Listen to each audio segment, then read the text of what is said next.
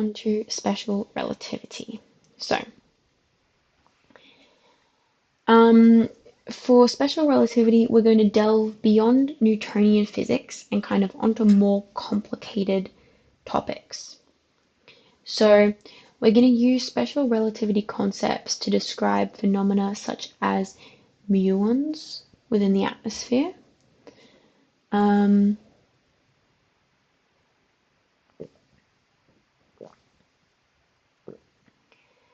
we're going to investigate the consequences of light's constant speed, such as time dilation and length contraction.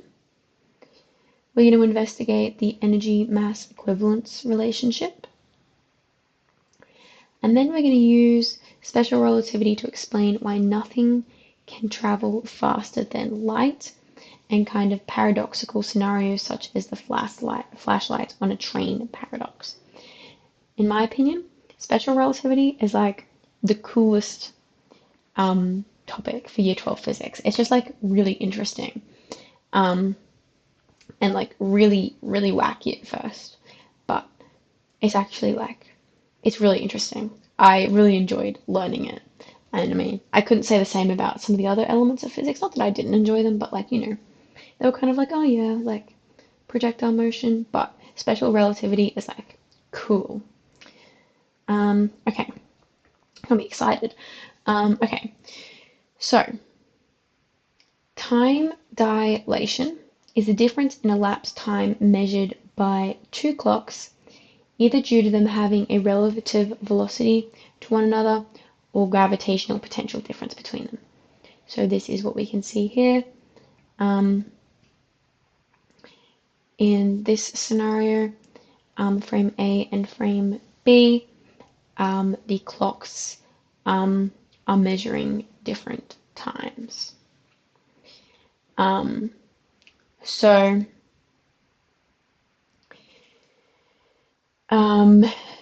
length contraction is the phenomenon wherein a moving object's length is measured to be shorter than its length when at rest, and when the length of the object decreases in the same direction that it travels. So these are kind of like two symptoms of an issue that we'll get into. The first one being that if an object is moving relative to another one, then the time that it experiences is going to be different. So if an object is moving faster relative to another, then it's going to experience time more slowly. And I say these words with caution because it's kind of a fickle subject to word. What I mean by that is if you're moving faster relative to somebody else, so say you travel in a spaceship to really, really far away, you have traveled faster relative to somebody who isn't on a spaceship, right? Say Jeff, you're traveling faster than Jeff. Jeff is going to experience more time than you, right? And as a result, Jeff is going to age more than you do because you're moving faster relative to him. That doesn't mean that you yourself experience time more slowly. It's not like everything is in slow motion for you. You experience time normally, how like you normally would. Same thing with Jeff. He experiences time like he normally would. But because you guys have this relative motion, your elapsed time is going to be different. This also isn't to say that one of you has like a correct perception of time, right? You can't say, well, obviously Jeff's perception of time is correct because he wasn't moving, but you were. That is not what's happening. You and Jeff moved relative to one another, right? For all you know, and this may sound silly at first, for all you know, you were in the spaceship staying still, and Jeff just kind of like catapulted away from you, right? Because that's your perception. No one perception is wrong. There's no like right amount of time to be experienced. It's all just relative, which is just so cool. And we'll get into the actual reason that this happens, this time dilation happens in a little bit, if you're wondering why. But that's just the basic concept behind it. A similar thing occurs with length contraction. So length contraction occurs when a moving object's length is measured to be shorter than its length when at rest. So if, for example, you are standing on the side of the road and a very, very, very, very fast car, a car that could never exist because it goes so fast, drives past you.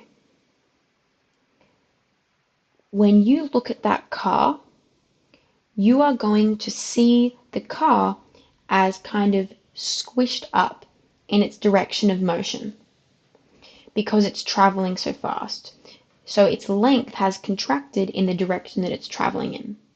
It hasn't gotten shorter, like it hasn't gotten like a little flat pancake car, but it has gotten like squished up in the direction that it's traveling in.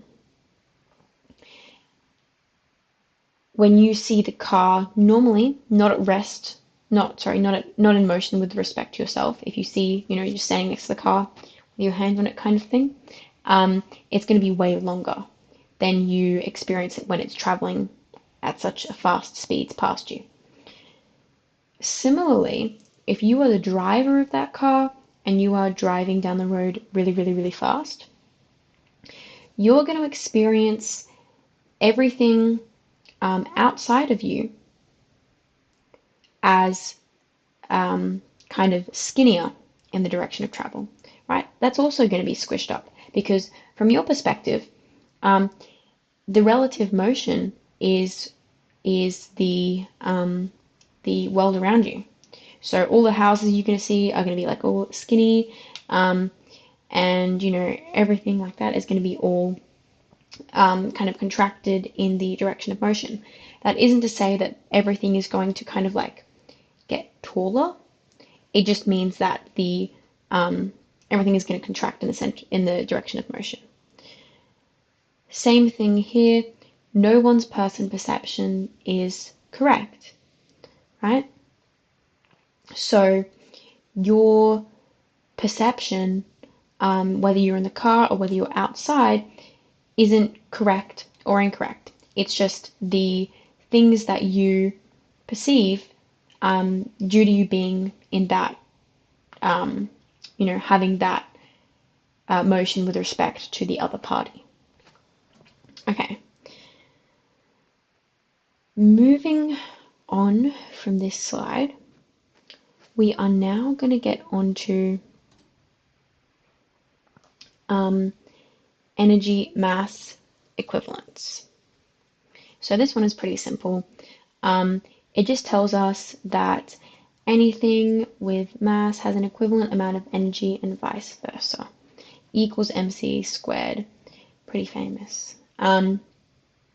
So this just tells us that mass and energy are convertible.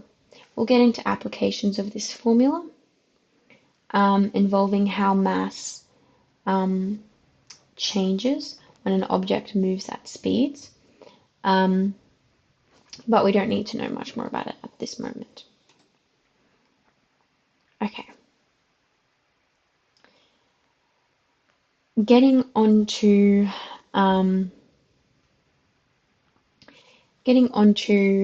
the speed of light in relation to special relativity. So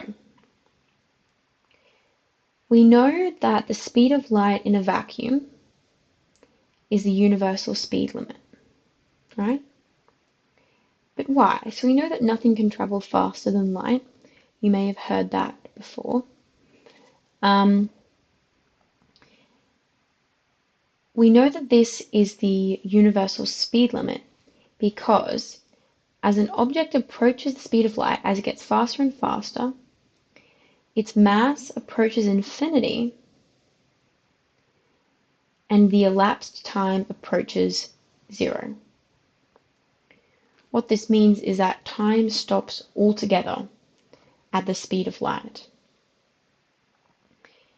So, this sounds like absolutely crazy when you first hear it, right? Like, how is this mass increasing as it approaches the speed of light? How is time not going to exist, right?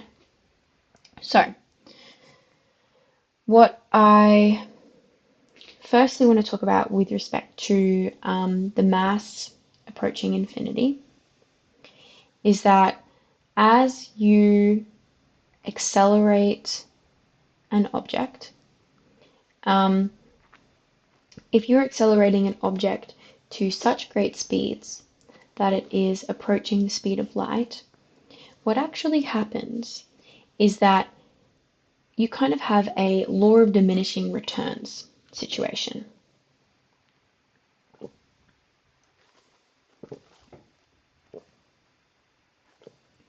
So,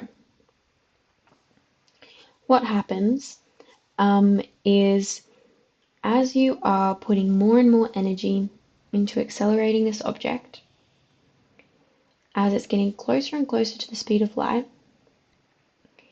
the energy that you put into accelerating it actually, at an increasing rate, stops going towards accelerating the object and actually starts contributing to its mass, which sounds crazy at first. And it also sounds partially crazy because we've only done a very, very fast overview of this topic. But as you are putting more and more energy into this object, the energy that you're putting in is actually increasing its mass and therefore not accelerating it. So it's accelerating less and less, and the mass is increasing more and more. And as a result of this, if the mass is so great, the force that you're applying will cause it not to accelerate, right? Because if you have an infinite mass, no amount of force will be able to move it. And in other words, the object cannot exceed the speed of light. The other reason that the object cannot reach the speed of light is because time stops altogether. So remember what we were talking about before in the previous slides about how if an object is kind of moving a lot faster relative to you, it's going to experience time more slowly than you do. This result is exacerbated as you get closer and closer to the speed of light. This is why we don't notice it kind of in everyday life, because we are not going anywhere near the speed that we would need to be, right? But if an object is actually moving a lot closer to the speed of light, the effect is going to be way more noticeable. As you get closer and closer to the speed of light, the time is going to slow down more and more, right? As an object gets like right next to the speed of light, time is basically stopped in comparison to somebody who's stationary relative to them. So at the speed of light, we can kind of deduce that time is zero, or like time doesn't exist. So this kind of like sounds very crazy. if you, it sounds very crazy, like, probably because you guys haven't started on special relativity yet. But I just kind of want to say one more thing before we move on to quantum.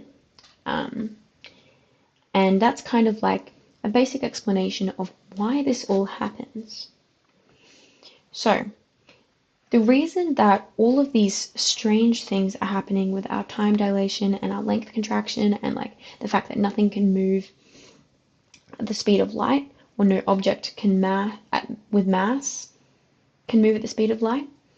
The only thing that can move at the speed of light is, waves, things without mass. The reason this all occurs is because Einstein, who came up with this theory, observed that the speed of light is constant. The speed of light never changes. So regardless of how you are moving, as long as you're moving with a constant velocity, the speed of light in a vacuum is always going to be the same. So if you are standing, or rather sitting still at your desk right now, you're going to see light traveling at the same speed as you would if you were in a train moving really, really fast, or in a spaceship moving really, really fast.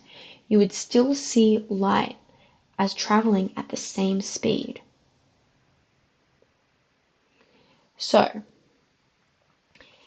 what this means is that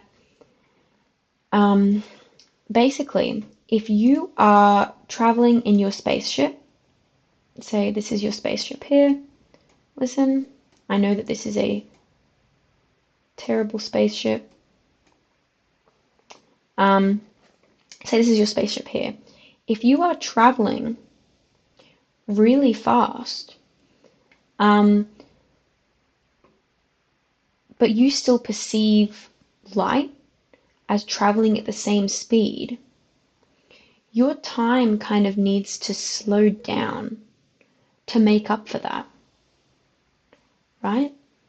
Because you're still seeing light travel at the same speed as somebody who is standing outside of your spaceship, and is not moving, right? Somebody who's standing outside of your spaceship still sees light travel at the same speed, right? Which means that kind of your actual perceptions of time need to make up for that. So if you're traveling really, really fast, your speed is kind of almost comparable to that of light. And this is when you see the greatest effect. If your speed is almost comparable to that of light, but yet somebody standing on the side of the road still sees light traveling at the same speed, your experience of time needs to compensate for that because you're traveling so fast. Okay, hopefully that is a detailed enough overview for you guys. I know personally I find all this stuff really cool. But now we're going to get on to quantum theory. So,